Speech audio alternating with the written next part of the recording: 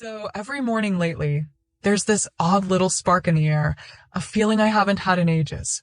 I catch myself standing at the bay window, heart fluttering, waiting for it in. At my age, you'd think I'd know better than to let a man half my age get me all riled up, but here we are. It's like he's awakened something fierce inside me. My name is Laura. I'm 53, married to a wonderful man named Richard. We live in a beautiful home in Buffalo, New York, with lush gardens that require regular care. Richard's job takes him out of town often, leaving me alone for days at a time. It's during these long silent hours that I first noticed the gardener. His name is Ryan. He's young, 25, maybe 26 at most, with a lean, athletic build that's accentuated by the way his muscles shift and contract when he trims the hedges or mows the lawn.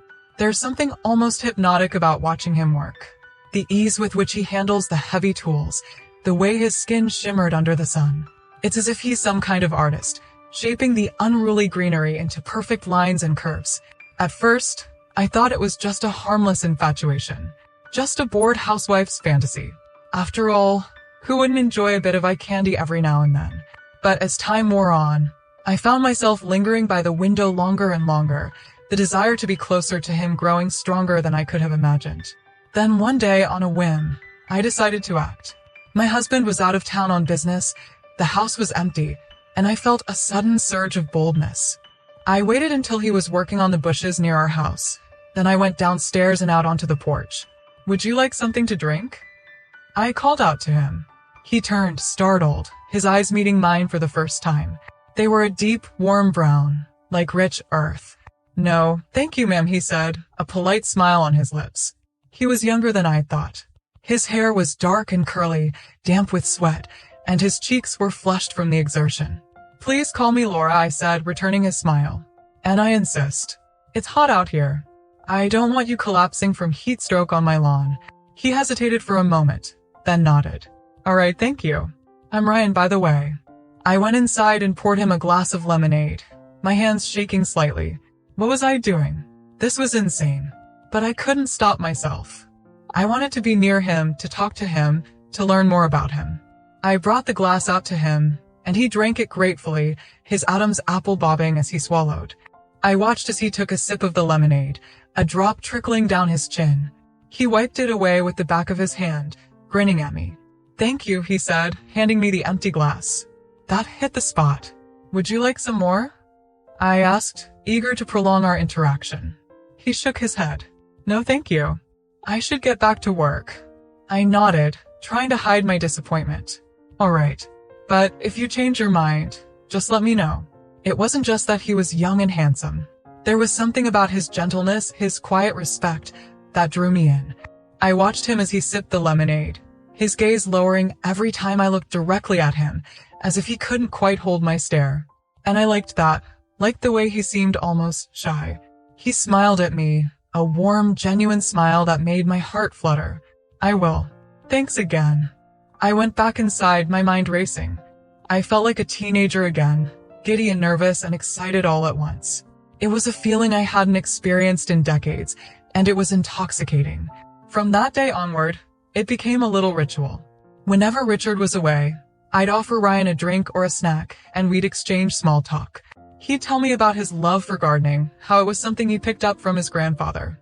I'd share stories of my youth, of travels and dreams that seemed like a distant memory now. It felt innocent, friendly even. But there was an undercurrent of something more, a tension that simmered just beneath the surface. One evening, after one of our little chats, I caught a glimpse of myself in the mirror and was almost shocked by the woman looking back. My eyes sparkled in a way they hadn't in years, and my cheeks were flushed. I felt alive, energized by the possibility that maybe, just maybe, this young man saw me as more than just a kind lady offering lemonade. But I knew it was wrong. I was married, for God's sake. I had children, a life, a reputation to uphold. And he was so much younger than me. It was ridiculous, insane. But I couldn't stop myself. I was drawn to him, powerless to resist his allure. But then Richard came back from his business trip, and everything changed.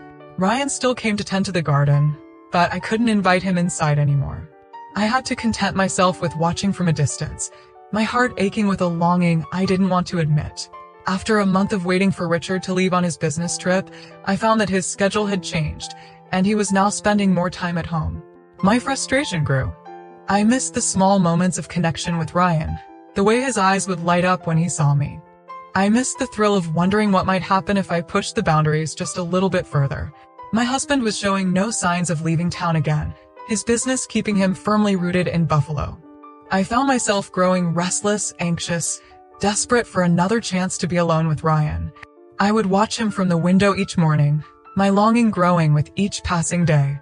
I found myself daydreaming about him, about the way he moved, about the sound of his laugh, about the kindness in his eyes. One morning, as I watched him from the window, my heart sank when I saw the look of disappointment in his eyes. He glanced towards the house, his gaze lingering for a moment before he bent back to his work. He must have thought I'd lost interest, that I no longer cared. The thought made something snap inside me. I couldn't let him think that. I had his number, scribbled on a scrap of paper that I kept hidden in my jewelry box. He had given it to me one afternoon, after I had commented on a rare plant in my garden that needed special care. "If you ever need any help with it, just give me a call," he had said. I knew it was an excuse, a way for us to stay connected now that our lunches had come to an end. And I clung to it, to that small piece of him, like a lifeline. By now I began to realize that waiting for my husband to leave town was futile. He was here to stay, and I was growing desperate. I needed to see Ryan, to be with him. I couldn't wait any longer. One night, as I lay in bed next to my snoring husband, I made a decision. I slipped out of bed, my heart pounding in my chest, and made my way downstairs to the living room. I took the scrap of paper out of my jewelry box, my hands shaking as I dialed Ryan's number. "Hello?" Ryan's voice was groggy, a mix of confusion and concern. "It's me, Laura."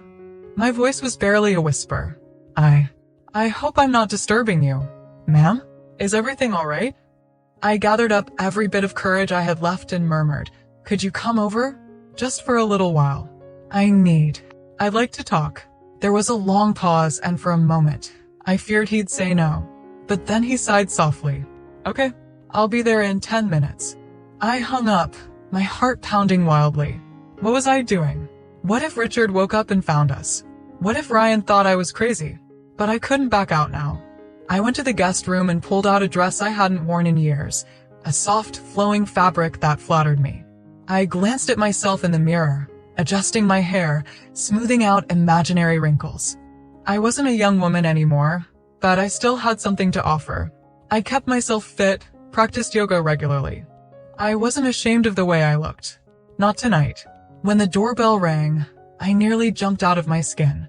Taking a deep breath, I opened the door and found Ryan standing there, looking nervous and a little disheveled. He was wearing a simple t-shirt and jeans, his hair slightly tousled from sleep. "Come in," I whispered, stepping aside. He hesitated, glancing around as if expecting someone to jump out and catch him. "Is your husband?" "He's asleep," I reassured him. "Don't worry, we won't wake him." He nodded slowly and stepped inside, his eyes darting around the dimly lit hallway. I led him to the guest room. He stood awkwardly by the door, his hands stuffed in his pockets. "Ma'am, Laura," I interrupted gently. "Call me Laura, please." "Laura," he repeated, his voice low. What's going on?" I took a deep breath, feeling my nerves spike again. This wasn't like offering him lemonade in the garden. This was something else entirely. I took a step closer and he tensed, his gaze dropping to the floor. "I just wanted to see you," I said softly. "It's been so long since we talked, and I missed it." His eyes flickered up to meet mine, and I saw the confusion there, the uncertainty. But there was something else too, something that made my breath catch. Curiosity, perhaps? Or was it a reflection of my own desire? I missed it too, he admitted, his voice barely audible. The words sent a rush of warmth through me, and I took another step forward. I was close enough now that I could see the fine lines of stubble on his jaw, the way his chest rose and fell with each breath. "Ryan," I murmured, reaching out to touch his arm. He flinched slightly, but didn't pull away. "You're such a kind, sweet young man. You've made my day so much brighter, just by being around." He gulped, his gaze fixed on my hand as it rested on his arm. I'm just doing my job, ma'am Laura." "Ryan," I whispered, Have you ever been with a woman before? His eyes widened, and I saw the answer in his face before he even spoke. He shifted his weight awkwardly, his cheeks flushing a deep crimson. The look in his eyes was one I hadn't seen in so long, a blend of vulnerability and unguarded honesty. No, ma'am. I mean, Laura, he stammered, his gaze dropping to the floor. I haven't, not really. Something inside me softened, a gentle ache spreading through my chest. So young, so inexperienced. And here I was, standing in front of him like some temptress out of a storybook, offering him something he probably hadn't even dared to dream about. Ryan, I murmured, reaching out to him. He looked up, his eyes wide and uncertain. It's okay to be nervous.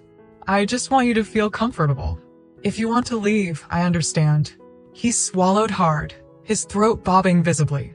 But instead of stepping back, he shook his head slowly. No, I don't want to leave, he whispered, his voice barely more than a breath. I don't really know what I'm doing, but I don't want to go. My heart fluttered. I gave him a soft, reassuring smile and took a small step back, giving him a little more space. I could sense his nerves, the way he got tensed as if bracing for something unexpected. He looked so out of place in the softly lit room, like a lost boy rather than the strong, capable man I'd been admiring for weeks. Let's just sit and talk for a bit, okay? I suggested gently, gesturing to the small sofa by the window. We don't have to rush into anything. I just want to get to know you better. He nodded, his shoulders relaxing just a fraction. We moved to the sofa, and I sat down first, smoothing my dress over my knees. He followed, sitting at the very edge of the cushion, his posture rigid. So tell me, I began softly, turning slightly to face him. What do you do when you're not tending to gardens? I said suggestively. Time seemed to blur as we talked. I could see the tension slowly easing out of his frame, the way his shoulders relaxed and his smile became more genuine. There was a spark in his eyes now, a light that hadn't been there before. And as the conversation lulled, I noticed the way his gaze kept flickering towards me, towards the neckline of my dress. He'd look, then quickly glance away, his cheeks darkening with embarrassment. It was endearing in a way. This big, strong young man, suddenly reduced to a nervous boy, unsure of where to look. Ryan, I said softly, drawing his gaze back to mine. Do you find me attractive? The question hung in the air, heavy and loaded with unspoken implications. He stared at me, his eyes widening with a mix of shock and disbelief. He struggled for words, his throat working furiously as he tried to form a coherent response. Finally, he gave up and nodded, his face flushed. Yes, he whispered hoarsely.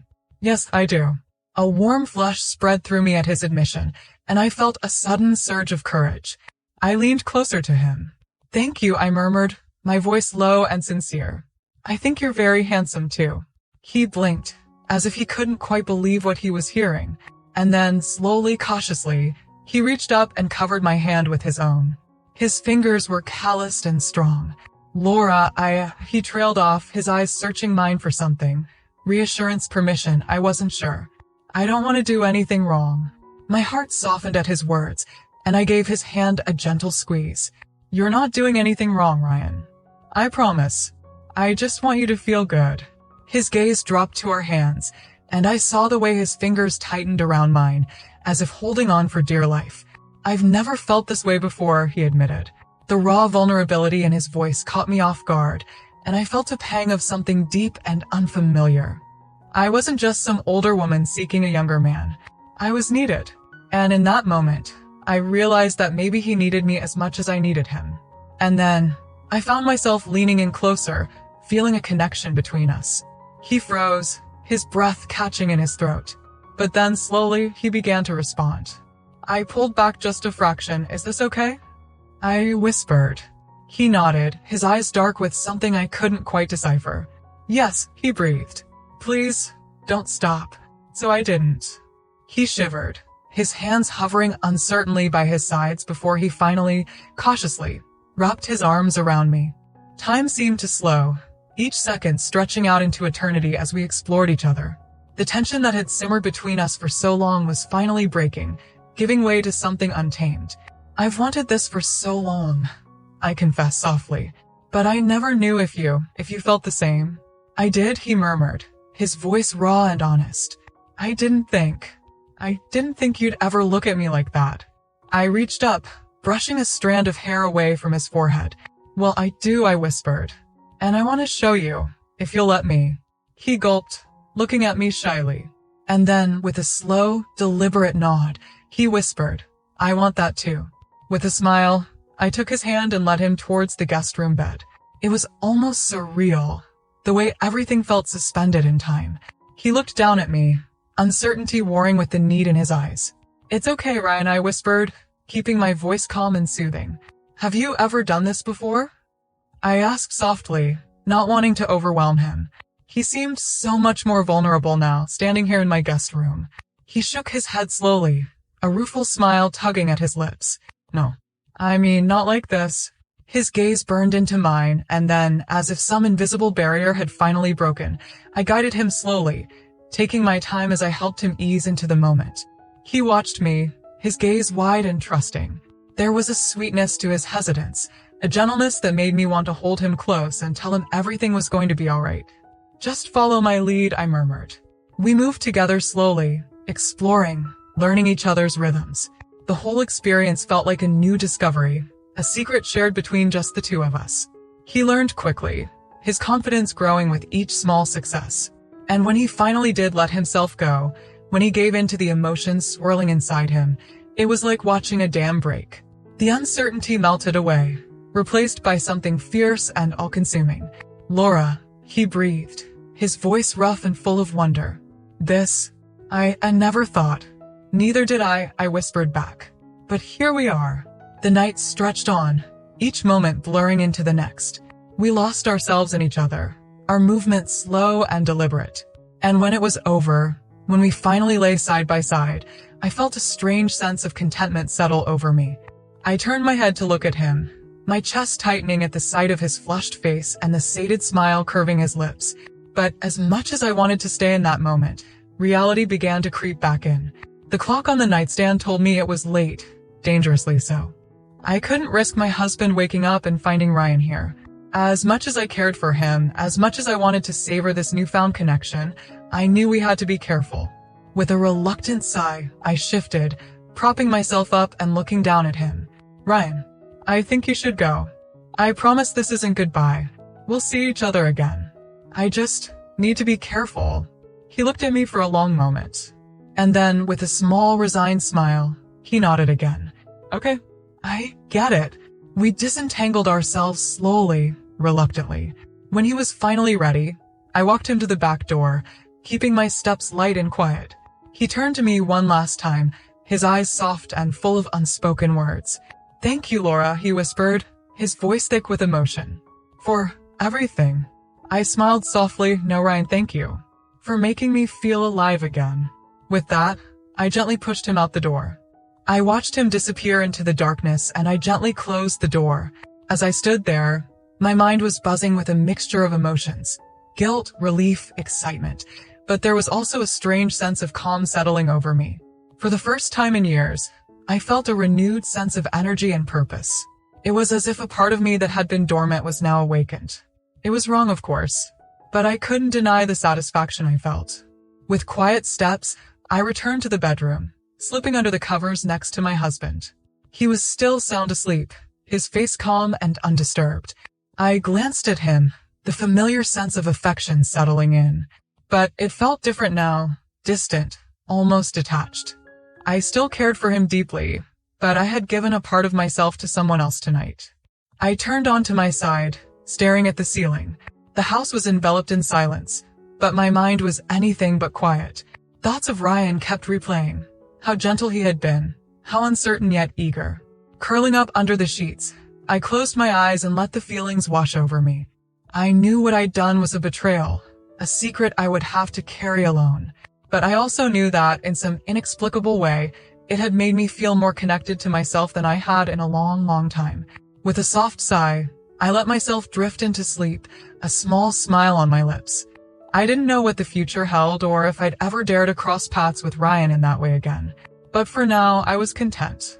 For the first time in years, I felt a spark of life flicker within me, and that, for better or worse, was enough.